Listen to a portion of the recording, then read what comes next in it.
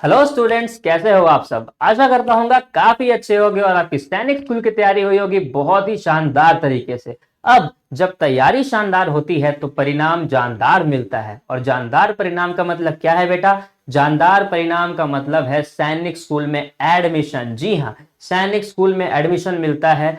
सैनिक स्कूल में एडमिशन आपको तब मिलेगा जब परिणाम आएगा, और परिणाम अब आने वाला है। जी हाँ, एक्सपेक्टेड ये है कि जल्दी लगभग 1 से 2 हफ्ते के अंदर आपको, या वो छठी क्लास हो या वो 9वीं क्लास हो, परिणाम मिल जाएगा। और जैसे ही परिणाम मिलेगा मन में बहुत सारा लड्डू फूटेगा और खुशियां ही खुशियां रहेंगी। क्यों रहेंगी? क्योंकि हमें पता है और आपको भी पता है कि आपका रिजल्ट तो पक्का होने वाला है। क्यों होने वाला है? क्योंकि आप हो सैनिक के one of the best channels पे, दैट इज एसडी सैनिक स्कूल। जी हाँ, जो बच्चा यहां से तैयारी करेगा जाहिर सी बात है उसका एडमिशन तो होगा। अब जब बेटा मान लो कि तुम्हारा परिणाम आ गया है, तो सबसे बड़ा बात यह होता है कि उस परिणाम में आने के बाद चाहिए होते हैं कुछ पेपर, जिनको हम क्या कहते हैं? जिनको हम कहते हैं डॉक्यूमेंट्स। तो कौन से वो डॉक्यूमेंट्स हैं जो सैनिक स्कूल में आपको चाहिए होता है जिससे आपका एडमिशन हो सकता है? तो आइए एक एक करके सारे डॉक्यूमेंट्स को देखते हैं और समझते हैं कि कौन कौन सा डॉक्यूमेंट है जिससे आपका एडमिशन पॉसिबल है।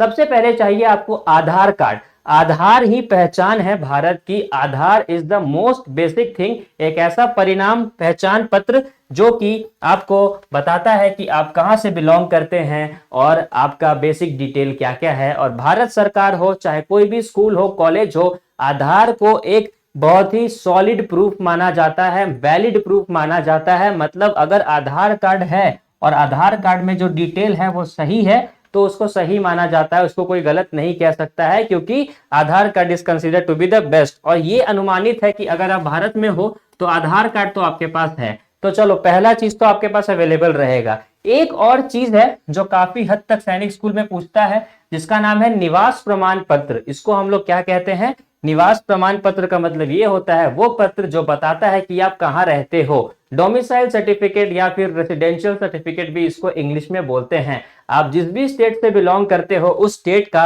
एक डोमिसाइल सर्टिफिकेट होता है। सैनिक स्कूल का रिजल्ट लाने के बाद आपसे डोमिसाइल सर्टिफिकेट की भी डिमांड करी जाएगी। तो एक काम करना, अपने अपने शहर और गांव के ब्लॉक्स में जाना और जाके डोमिसाइल सर्टिफिकेट बनवा लेना, क्योंकि इसके बिना मुसीबत आ सकती है। उसके बाद आता है जातीय प्रमाण पत्र, जिसको हम कहते हैं इंग्लिश में कास्ट सर्टिफिकेट। आप किस कास्ट से बिलोंग करते हो? जनरल, एससी, एसटी, ओबीसी, बहुत सारे कैटेगरीज हैं। तो किस कैटेगरी के अंदर आपने फॉर्म भरा है और अगर उस कैटेगरी के अंदर आपका सिलेक्शन हुआ है तो ये भी बहुत ही इंपॉर्टेंट प्रूफ है। अगर ये नहीं रहेगा तो आपका एडमिशन रद्द कर दिया जाएगा, क्योंकि इसी प्रूफ के बेसिस पे प्रूफ होता है कि आप उस कैटेगरी के पर्सन हो। तो इसको भी बनवा लेना। कहां से बनवाना? अपने ब्लॉक ऑफिस से। अपने शहर गांव के ब्लॉक में जाके ब्लॉक ऑफिस से बन जाता है। अब सवाल आता है कि तुमको एडमिशन लेना है 6 में या 9 में, तो क्या तुमने 5वीं क्लास तक पढ़ाई करी है या फिर क्या तुमने 8 क्लास तक पढ़ाई करी है? ये कौन बताएगा कि तुमने 5th क्लास या 8th क्लास तक पढ़ाई करा है? ये बताता है तुम्हारे स्कूल का ट्रांसफर सर्टिफिकेट। जी हाँ, ट्रांसफर सर्टिफिकेट। जब तुम स्कूल छोड़ते हो ना तो तुम्हारा स्कूल रिस्पॉन्सिबल होता है कि तुमको ट्रांसफर सर्टिफिकेट दिया जाए। तो ट्रांसफर सर्टिफिकेट की भी गुहार स्कूल में लगा देना, क्योंकि इससे साबित हो जाएगा कि हाँ, तुमने 5th क्लास तक पढ़ाई करी है या फिर 8th क्लास तक पढ़ाई करी है। तो अभी तक हम लोगों ने क्या क्या देखा, हमें क्या क्या डॉक्यूमेंट चाहिए। सबसे बेसिक चीज था आधार, जो कि लगभग हर किसी के पास होता है या फिर होगा, तो इसका तो कोई टेंशन नहीं है। उसके बाद निवास प्रमाण पत्र, जाति प्रमाण पत्र, ट्रांसफर सर्टिफिकेट, सबको नोट डाउन कर लेना या स्क्रीनशॉट ले लेना और इन सारे चीजों को बनवा के रेडी रखना। ओके, अब आता है और कुछ बेसिक चीज, जैसे कि passport size photo. Passport size photo का मतलब क्या होता है? इतना छोटा सा फोटो होता है। तो पासपोर्ट साइज फोटो तुमको चाहिए, तुम्हारा खुद का, और तुम्हारे खुद के साथ साथ तुम्हारे माता पिता का भी पासपोर्ट साइज फोटो चाहिए। ओके, ये भी बहुत ही बेसिक है, बहुत ही आम सा चीज है, मिल जाता है।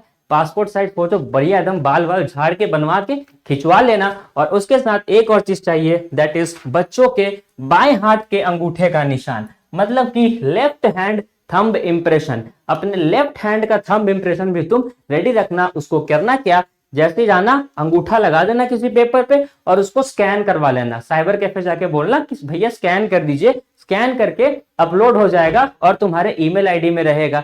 तो तुम उसको भी तैयार रखना, ठीक है। तो ये कुछ बेसिक डॉक्यूमेंट्स है बेटा जो रेडी रखना, और उन बच्चों को तो खास से बोला जा रहा है कि रेडी रखना जिनको उम्मीद है कि उनका एग्जाम क्लियर होने वाला है।